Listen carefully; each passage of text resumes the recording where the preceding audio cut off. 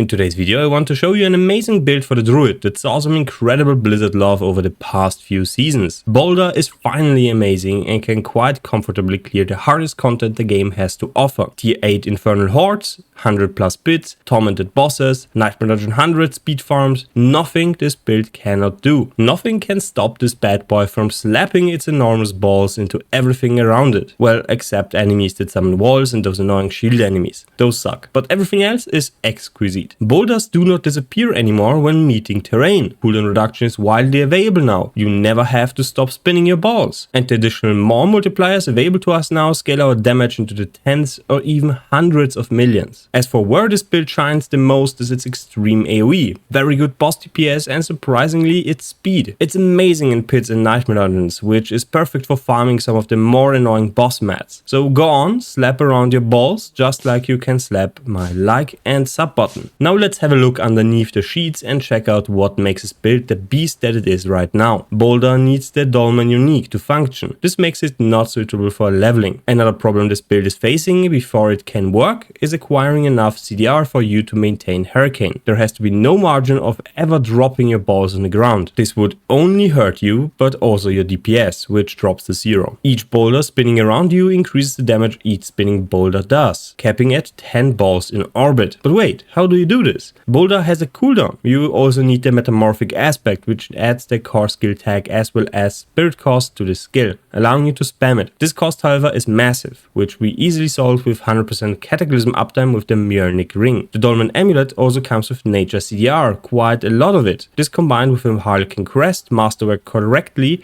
takes care of all of it. However, a greater affix Dolmen amulet for the CDR is also optimal. This lets you omit the Harlequin crest and use a crown of Lucian, which boosts your DPS at the cost of survivability. And you need to drop your Tybalt's Will for legendary pants to really get the armor sorted. Otherwise, you're going to not be able to cap it. And that's about it. All the other pieces are optional and only here to either boost your offenses or defenses. All this and more can be found in written form on the Mobilitics planner with detailed sections for each topic and multiple planners for each stage of the game. Well, endgame and uber endgame. Make sure to also leave a like here, which would help me quite a lot. Next, let's have a look at the skill tree and subsequently the Paragon board before we dive into gear and stats. So the skill tree is very simple. We pick up Claw with enhanced Claw with the potential to get Fierce Claw for poison application, especially during boss fights. This is very nice to have. Otherwise, your only way to get poison on bosses or enemies at all is Constricting Tendrils with a low lucky hit chance, and Boulder doesn't have the highest one, same with Hurricane. So both are sitting at very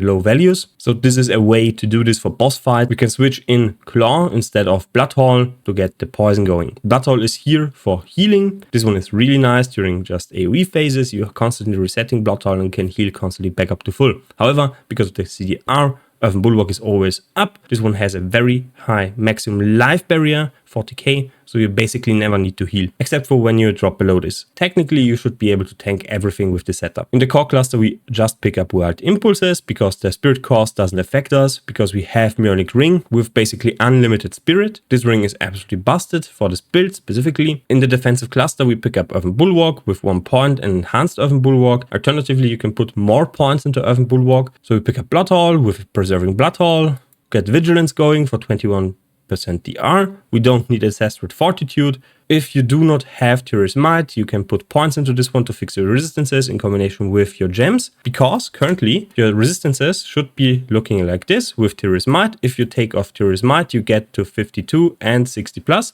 So you have spare sockets specifically for this character. If you take out a little bit of armor here, you should be able to cap this one regardless. And you can get your 2 diamond gems socketed in here and cap your resistances just like that without any further investment. So your chest, if you don't have a Tyr's Might, can be anything with willpower, maximum life, and potentially armor if you want to cap it like this.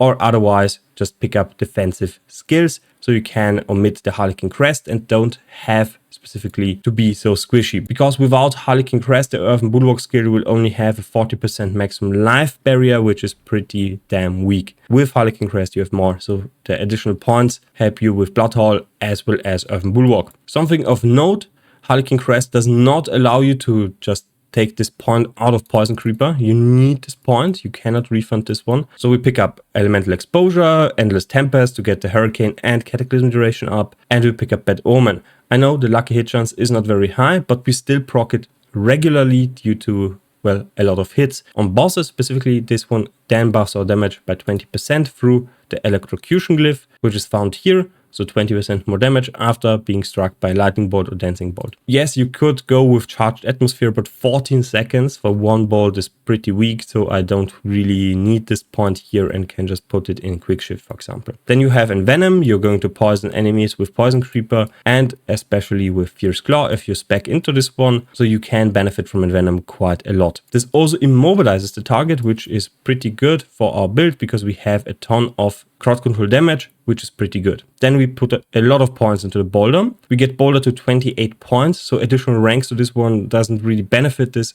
all that much. We could potentially change one aspect on our boots here to get 2 more additional ranks, but this is really not necessary. If you calculate this one, that's an increase of around 5% damage because you get diminishing returns. Ranks to skills only scale the base damage, and the more you have, the less this one benefits you. I calculated this one for Harlequin Crest. So if you take off Harlequin Crest, the Boulder ranks will decrease and lower the damage output by around 12%, not 20% like you would expect with 4 ranks. So Harlequin Crest is not all that good for damage. It is a defensive item for this build, not an offensive. Then we pick up Crushing Earth as well as Stone Guard, 1 point in Safeguard to get our Fortify up and running. Pick up Natural Disaster for more damage, Defiance for more damage, and Cataclysm with all its points. And lastly, Ursine Strength. You would think this is useless for us, but the second effect works if you are not a werebear. You just need to be healthy. So you get 30% more damage and your overpower also deals 30% more damage. So it's 30% times 30%. It's really, really good for this build. Next up, the Paragon board. It is a little bit scuffed. We pick up every single life node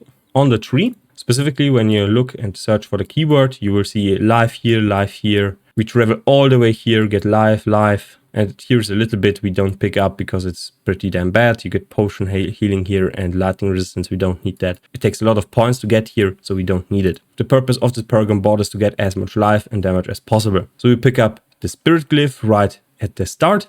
Then we move up to get Constricting Tendrils for poison application. We'll pick up Electrocution here. Then we move to the left, pick up Earth and Devastation with a lot of damage to crowd control. We pick up the glyph Earth and Sky for 10% more damage. Then we move left to the Inner Beast board. We pick up Dominate, which is 15% more damage once we overpower an enemy. We get a ton of additional ammo here. Same here, so we can cap our armor with just regular maintenance. To the Ancestral Guidance board. Here, this one is pretty useless for us because Ancestral Guidance doesn't work if we don't spend Spirit. Because of Cataclysm, we have a Spirit cost of 0, but it's still tagged as spending Spirit, so Starless Skies works on it, but Ancestral Guidance does not because it's calculated by the spend amount of Spirit. Then we pick Undaunted for 10% more damage reduction. Then we go back to the Constricting Tendrils board and pick up the Thunderstruck board. Now Thunderstruck is pretty useless for us, but we need the glyph slot here for Outmatch. Outmatch specifically boosts the damage reduction from vulnerable enemies right here, and we get 16% more damage, which is pretty nice. And then lastly we pick up Python Malice, which is 45% more damage when enemies are poisoned nearby. So once we press our Poison Creeper, we deal a ton more damage. Otherwise this node is pretty useless. You just need this one if there is a ton of elites around you. You press this button and everything is deleted.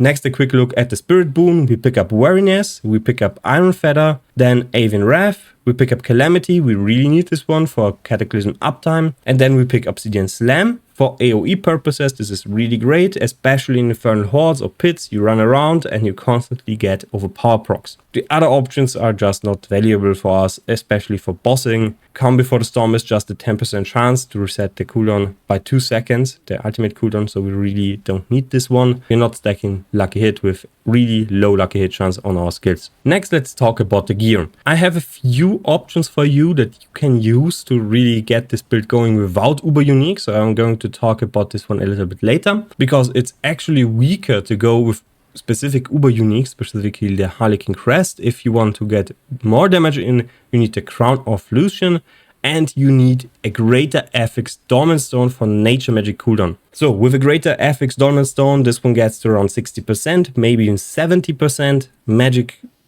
Nature Magic cooldown.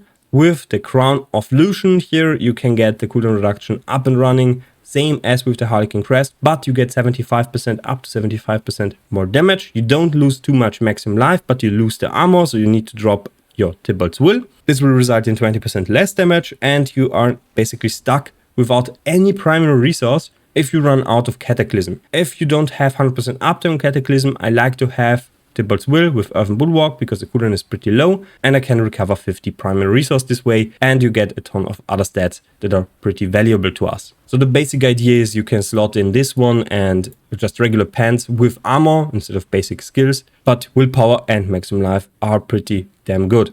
So with this one, you're going to fix your armor, but you need the flat armor roll on the pants. This allows you to get the 75% more multiplier on Lucian Crown. Otherwise, Harlequin Crest and Tybalt's Will I find to be a little bit more convenient to play. You also get the benefit of +4 ranks to all skills. This means Earthen Bulwark, because Earthen Bulwark otherwise is going to be pretty damn weak. You only get a 20k maximum life barrier every, well, the cooldown should be the same, so 6 seconds. With this one you get 40k. So this one is a purely defensive item. The damage is very negligible. Then we have Tyrio's Might. As from before, this item is completely optional. You don't need it at all. If you unequip this one, you can just slot in diamond gems and cap your resistances this way. You will receive more damage because this one increases your maximum resistance to all elements. It gives you movement speed, and additionally it gives you damage reduction. Note the movement speed on Tyrio's Might combined with the Dolmen Stones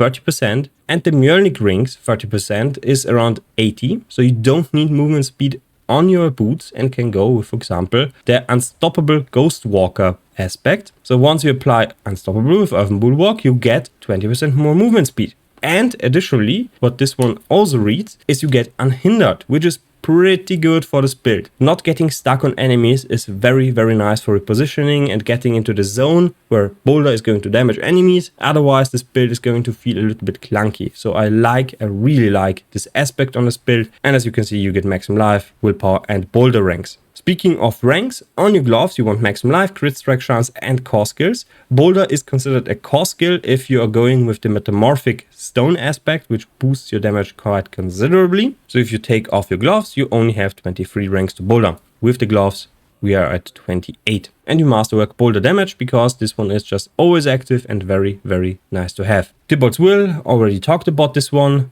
Now for the aspect retaliation, we are always fortified, so that's 40% more damage. The Ring of Starless Skies. Alternatively, for this one, you can just run around with a ring like this one. Willpower, maximum life, and crit strike chance. You can masterwork Boulder damage on this one and Cataclysm cooldown, so you can get this one lower very, very conveniently. And specifically for the aspect, natural balance is pretty good because we're constantly reapplying Hurricane, so we are benefiting by the 45% more critical strike damage on this one. And for the Mjolnir Ring, willpower and critical strike chance, you want to masterwork those, and of course as much damage as possible on the roll, because that's basically you deal double damage. For the weapon, we want willpower, maximum life, and life on hit. We slap everything with our boulders, we hit a ton of times. This one adds up quite a lot with the life on hit. Sadly, I hit life on hit on my last masterwork instead of the chance for Boulder projectiles to cast twice. This is a massive quality of life improvement because you need to cast Boulder less times. So you really want to hit the masterworks on this one. This gets then to 99.4% if masterworked 3 times. There is another option of what you can do. You can go with Osiris Prayer and Wild Heart Hunger, as well as a greater affix Dolmen Stone, and then go the bear route. With a bear, you have more health and you can get more damage and you can stack up your Wild Hunger. But I found this build to be very clunky to play because you need to maintain your Wild Heart Hunger and it doesn't necessarily lead to more damage. And you're going to lose Ghost Walker, which makes the build a lot more clunky. So at the top end, you're going to lose the Crown of Lucian, you are going to lose the Harlequin Crest, all of which provide you with a ton of benefits. You lose the Ghost Walker, you lose ranks to Boulder, which hurts quite a lot. So overall, I didn't like the bear version of this build and opted for the human version. Also, you get to look actually at your transmogs and your gear without having to be constantly a chunky bear. So that's preferable for me. Anyway, this sums up the video. Thank you very much for watching. Please make sure to subscribe, leave a like, comment down below if you have any questions, and see you next time. Bye.